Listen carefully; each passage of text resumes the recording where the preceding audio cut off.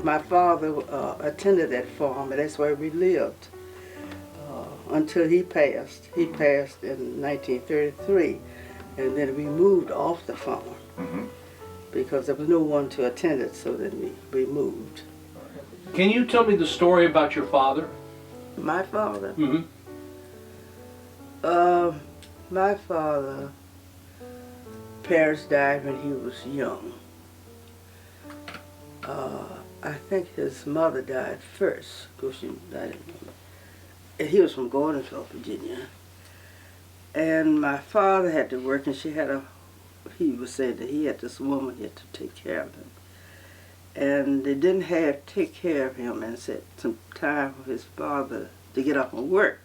See, the lady would take meat skin and grease their mouths up, and wouldn't give them much to eat, and they were hungry. And, by his mouth being greased, they thought that they had eaten. So he just got tired of it one day, the old lady, and said he just left home. Said he was walking down the road, and the man came by on a wagon, and he said, "Where are you going?" He told him that I was just running away, and he told him to hop on the wagon. And now this was a story he told. Right. He said, I got on the wagon, and said the man took him way down here to Rapidan somewhere. I think it was the Tuckers. He said the man was named Tucker on a farm. And that's where he stayed, and that's where he learned how to do all this farming stuff, see. And so I guess being down, I think my mother must have lived down that area somewhere. Sure. And he met her, and that's where they got married, somewhere there. Right. And from there, on a farm down at just Tuckers, he moved on a farm, what they call it, a Round Hill hotel or something. Yeah. Was a man up there by the name of Grimes that owned a farm up there. And he worked up there. So from there, I don't know what's the reason he moved from there up to Oakley, where the Ware's farms is. And that's where he stayed, because I was born there, they say, back in the 20s. I was 12 and 13 the next month after my father died of double pneumonia. After we moved, yes, my father had died, and we moved off the farm. Okay. See, because they had nobody to attend the farm, so then mother had to move. So then we moved up here to my grandmother's home. And then that house burned down. I would imagine it made a real impression on you as a young person. Oh, yeah. Of course, then see, we lost everything. Right. How did you go about getting things back? I mean, simple things, small things, just relatives and friends? Well, yeah, some of you, because I came from a real large family, there was 14 of us, and I'm the 13th and the last survivor of that family. And of course, my older sisters and brothers helped out, and then mother had a lot of friends that had given us things, So you were going to school at that point? Yeah. And how did you get to school? We walked. Yeah, we walked. Even from Oakland, we had to walk, and then we moved up here, we had to walk to school. What was the distance for you, do you recall? I guess it's almost 3 miles. I ran from Oakland to Orange Training School where we went. And Prospect Heights. Of course, it was Orange Training School, Orange Grade School, rather, what they called it. Now, I seem to remember a story about how your father, you used to go to school where Pretty's funeral home is now. Yeah.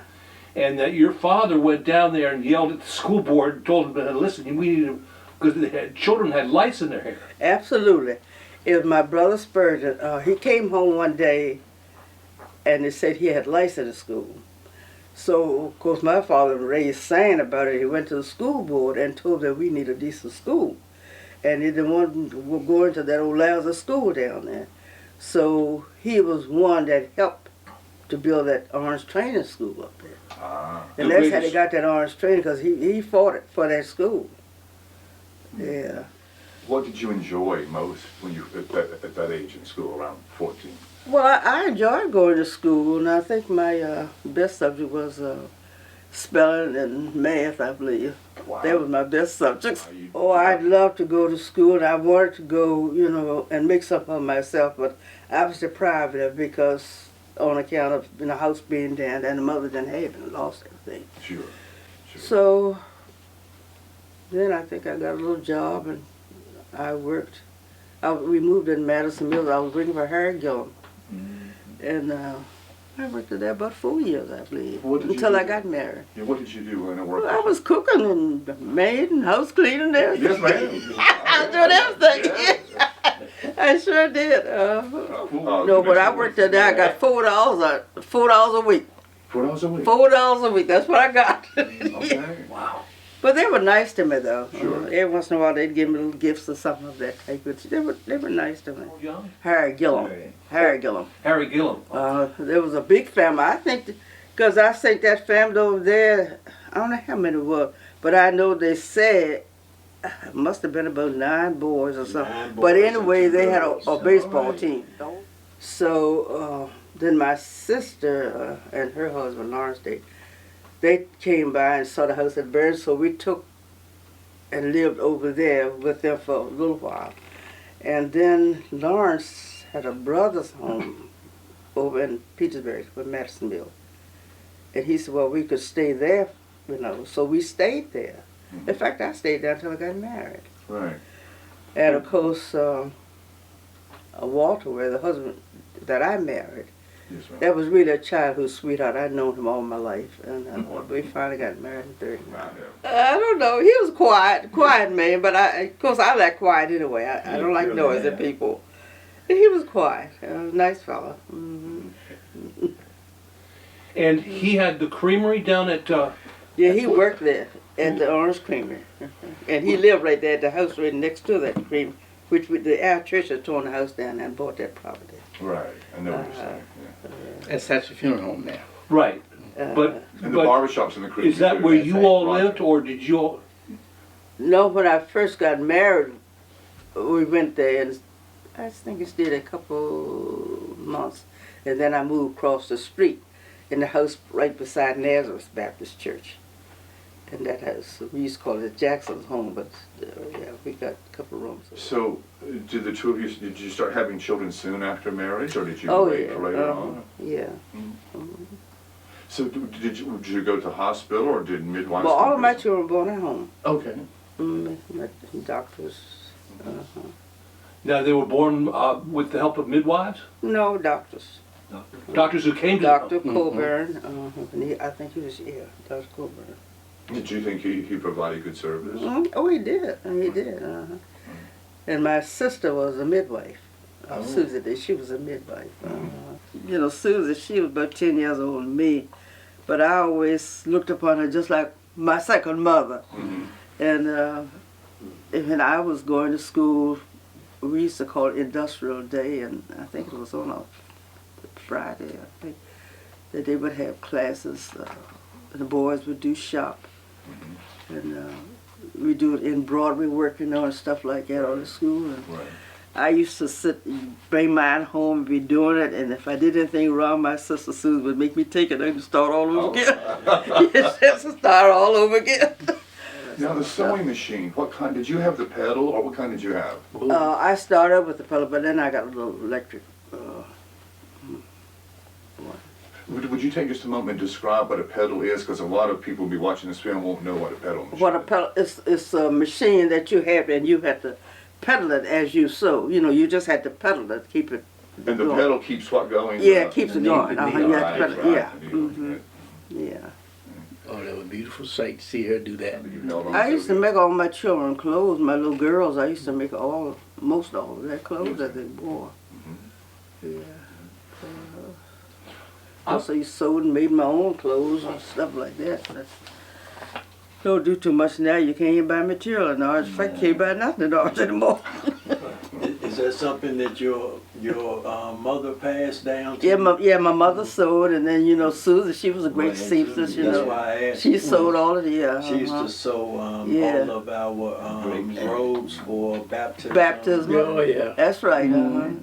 Yes, indeed. These little kids, I remember the Lord used to watch so much when these children, and they used to get so dirty in the morning, and in the afternoon after dinner, I would get them a bed and put some clean clothes on. Couldn't stand them little dirty children.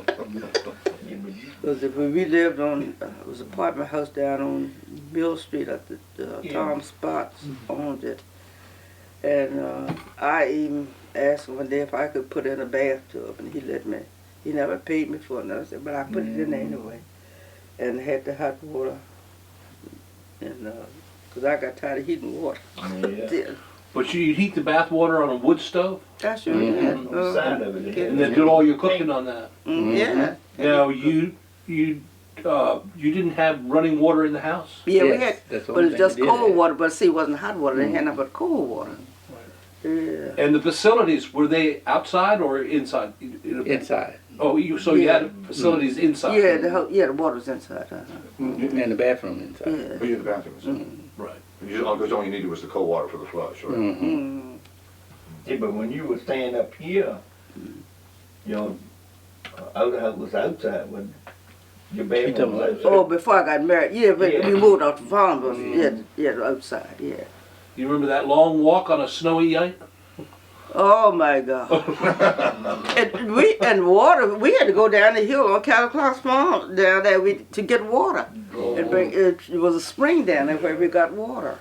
Are you a baker? I mean, is that something you particularly like doing, baking? Oh yeah, because I had to cook for my children. But some people cook and then some people really cook. So, Yeah. And she really cooked. It's okay, she's a real Okay, good. so what are some of your favorite foods that you like to prepare? Well, when I was growing up, I used to love to make desserts, like pies and cakes and stuff like that. And she still does. Yeah, I still make cakes and pies. We eat every Sunday up here mostly. Potato salad. She does cook. Yeah, that's nice. Those children, if we go to church, they come up here nearly every Sunday, and we all have dinner together. Grandchildren? 5 children. 5 children. 5 children. And then how do you, of course it gets more and more, I suppose. Do you have a lot of grandchildren or great-grandchildren? I got 10 grands. Okay, 10 grandchildren. Every time I talk about the great grand, I got to stop and count. So you're at great grand now. Oh yeah, You know how many- greats. How many great great grandmother? I have greats. Yeah. I have a question. Tell me how you feel about your sons and, you know, at your age, and you see that they are at their age, and your daughter, and Oh, how do you feel? I wouldn't trade them 2 boys for nothing in the world. No, they're the love of my life. They do anything for me to keep me comfortable. Are you still driving them? Yes, I do. Well, I'm not on the road too much now. Right. I go get my groceries, get to church, and I don't go too far anymore. So what are some of the things you've enjoyed most about the church, and what are some of the contributions you've made in terms of... Oh, I mean, as a youngster, my father, he was a deacon there and superintendent of Sunday school. And of course, as children, we always, he always kept us in church. Sure. And of course, I enjoyed going to Sunday school and meeting my friends. They were there. And as we grew, in Sunday school, we took part in the choirs of the church and of things, and they had some little clubs that we joined, and we enjoyed it, and they had little plays and things, and meeting your friends, you just enjoy being there with them, going up that way. So the church then was far more than just a church. It served many purposes. Oh yes, it did. You want to talk about that? The audience would Yeah, because really... they used the church even when they had schools and had plays. See, they didn't have electricity up there at that time. So when the plays and things that we had to have them at the churches, either Emmanuel or Nazareth, one or the other. They had to use the churches for those purposes. So is Emmanuel or Nazareth your home church? Yeah, and Emmanuel, my home church, yeah. Because we grew up in both churches. Of course, the churches split. I don't know anything about that, but when they split, I know my father and mother would still go back and forth to Nazareth. Because I remember we having the church at that time, we had service at 11:30. Sunday school was at 10:30. And there was an old man over there by the name of Mr. Taylor Robinson. I never forget that man. He used to come across the street on Sunday morning sometime to Emmanuel. He was a member of Nazareth, and he was superintendent of Nazareth. But he would come to Emmanuel, and every time he came, my daddy would let him teach the Sunday school. And he looked like he just enjoyed teaching Sunday school. And I can still see that old man coming across the street and the joy that he got of teaching Sunday school. And then Nazareth would have Sunday school at 3 o'clock in the afternoon. At off time, my father would take some of us, couldn't take all of us because so many of us, but he would take some of us back to be at Nazareth Sunday School with Mr. Robinson. And that's just the relationship they had, you know. One thing, when they put that highway through the Orange, it killed the whole town. It killed the whole town. They got rid of everybody that was supporting the town. Stores went out of business and everything else. So they bit off the nose and spiked the face. Wasn't that a big swath of the African American community, or a concentration of? Yeah. Yes, ma'am. So they took all the homes out there. There's nobody living in Orange, and they're all down Church Street and down through the alley. People had on, they got rid of all those houses. People, sometimes it helped a lot of them though, because a lot of them got moved out and they got jobs, and some even they was able to get homes because they got jobs. What do you see as a big change from church then and now? Big change. Oh, it is a big change. The parents now, they don't come to church, and the children don't come to church. It's pitiful. You can't get the children in church. You don't have no Sunday school for kids or nothing. And somewhere you see these churches, you go to church today, and you looking at anywhere from the teens on to near 40. That's the whole generation gone. What are your thoughts if someone asks you, Miss Ware, what can we do to revive attendance among the young people and the elderly as well? What would you suggest? I don't know, maybe sometime if the ministers would go to the homes and talk to the people, sometime it might help. Home visits. It might. I think it might help. The churches are suffering because there's no jobs. And these kids go to school. They don't have to come out of high school or college where it's no jobs. So they go away to find a decent job. Well, if they go away and get a decent job, next thing you know they fall in love, next thing you know they're married. They'll come back if the mother, parents somewhere living, but after they're gone, you don't see them anymore. Their children don't know anything about them because they wasn't reared here. And so the churches are lost out because of no work around. If you were going to give young people some advice today, what would you say? Most of them don't even respect their parents. They don't. And parents sit down and see the children doing wrong things. They don't sit there and laugh at them. They're not really kids anymore. Children say all sorts of things. They sit down and laugh at them. They don't try to correct them. So what should the parent do? and they don't want you to correct. Amen. No, I did. You can't correct them. They'll tell you in a minute. That's my child. They'll tell you that in a minute. Air timer was a strap on the backside. That kept us in line. And she Yes. meant what she said. You ain't smack them now. You better not. So what really kept us in line when we did things wrong in the street, it would come home. Yeah, that's right. See, we That's looked up to older people, That's right. and they would say, "Well, that's Margaret Ware's son, that's Billy Ware's son," and they would go down there and tell you. But now See, it takes a whole community it to takes a to whole help community to to help raise raise your kids. kids. That's Yeah. right. But you can't do that now. Because No, indeed. the parents don't want you to tell them anything. They get angry if you tell them anything yeah. but their child. Ma'am, as we're speaking here today, you are 99 years old. Yes. Lived in 1999, never thought it. Have you ever had illness? Oh, not really sick. Now, most of my problem now is, sometimes I have aches in my feet or hip or something like that, But physically, I feel fine. So you've had no surgeries, and you haven't, right? I do. I guess one reason I cook all my food. I don't buy no packaged stuff and stuff like that. I cook all my food. Fresh. Yeah.